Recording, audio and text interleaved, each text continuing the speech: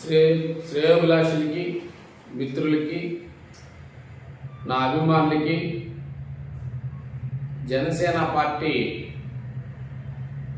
కార్యకర్తలకి మరియు నాయకులకి ముందుగా వందనాలు. నా పేరు గూడూరు వెంకటేశ్వర్లు. నేను ముందు నా నేపథ్యం చెప్పుకోవాలి. నేను రాజకీయాలంటే నాకు మంచి అభిలాష. చిన్నప్పటి నుంచి రాజకీయాల్లో రాణించాలనే విపరీతమైన కోరిక. మాది చాలా చిన్న కుటుంబం, ఆర్థికంగా బలపడినటువంటి కుటుంబం కాదు. మా తల్లిదండ్రులు గూడూరు పోలయ్య, నాగభూషణమ్మ. వారి దీవెనలతో నేను ప్రతి పనిలో ఎన్నో రకాల ఇబ్బందులు పడి సక్సెస్ అనేది సాధించేవాడిని. మాది చాలా పేద కుటుంబం. నేను చాలా రకాలైనటువంటి వ్యాపారాలు చేశాను, ఒడుదుడుకులు ఎదుర్కొన్నాను. అంటే ఇది ఒకటే అనేది ఏం కాదు. ఎందుకంటే వెంకటగిరి ప్రజలకి, నియోజకవర్గం ప్రజలకి, జనసేన నాయకులకి ముందు జనసేన నాయకుడి యొక్క నేపథ్యం తెలియాలి. నా కులం కుమ్మరి కులం. నేను కుమ్మరి కులంలో పుట్టాను. చాలా పేద కుటుంబం నుంచి అంచెలంచెలుగా ఎన్నో కష్టాలు పడి నేను ఎదగడం జరిగింది. నేను గతంలో తెలుగుదేశం పార్టీలో పనిచేశాను. మా కుటుంబం అంతా కూడా ఎప్పుడు నల్లపరెడ్డి వర్గంగా ఉండేవాళ్ళం. మా నాన్న కానీ మేమంతా కూడా నల్లపరెడ్డి శ్రీనివాసరెడ్డి అయ్యంలో కూడా మా అమ్మ వార్డు మెంబరు.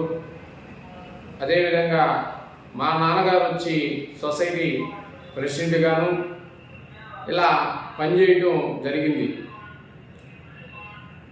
కొన్ని సందర్భాల్లో అతి దగ్గరగా నేను చంద్రబాబు నాయుడు గారిని చూసి నల్లపరెడ్డి శ్రీనివాసరెడ్డి చిన్న కుమారుడు అయినటువంటి నల్లపరెడ్డి రాజేంద్ర కుమార్ రెడ్డి గారు, మేమంతా కూడా తెలుగుదేశానికి వెంకటగిరిలో ఎంతో కృషి చేశాం.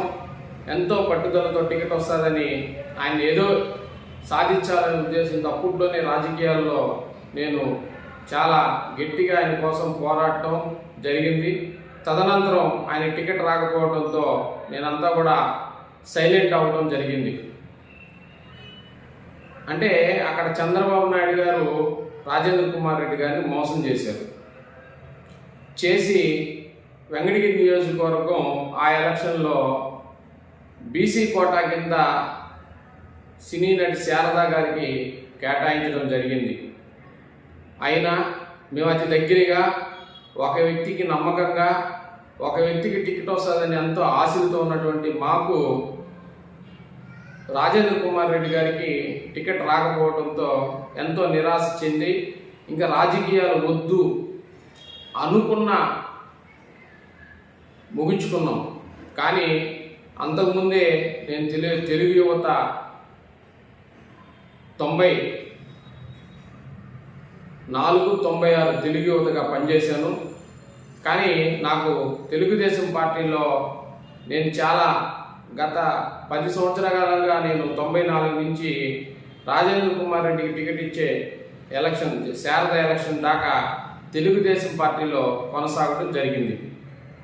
ఇప్పుడు నేనెందుకు వెంకటగిరి నియోజకవర్గ ప్రజలకి ఈ విషయాలన్నీ తెలియజేయాలనుకుంటున్నానంటే, నేను రాజకీయాల్లో ఎదగటానికి ఒక బడుగు బలహీన వర్గాల, ఒక బీసీ సామాజిక వర్గం, వెనకబడిన కులం కుమ్మరి కులం నుంచి వచ్చి రాజకీయాల్లో ఎదగాలనే ఉద్దేశంతో నేను జనసేన పార్టీలోకి రావటం జరిగింది. 2017లో రావటం జరిగింది. నేను రావటం జనసేన పార్టీ మీటింగులో కాలేజీ గ్రౌండ్లోను, ఎంఆర్ఓ ఆఫీస్ దగ్గరను జరుగుతూ ఉంటే జనసేన పార్టీని నా సొంత పార్టీగా భావించి, చిరంజీవి ఫ్యామిలీ మా ఫ్యామిలీగా భావించి, పవన్ కళ్యాణ్ మా నాయకుడిగా అనుకొని వెంకటగిరిలో మా ఇంటి పైన పీవీఎంఎస్ మిద్ది పైన 3rd ఫ్లోర్లో 2017 పార్టీ ఆఫీస్ ఓపెన్ చేసి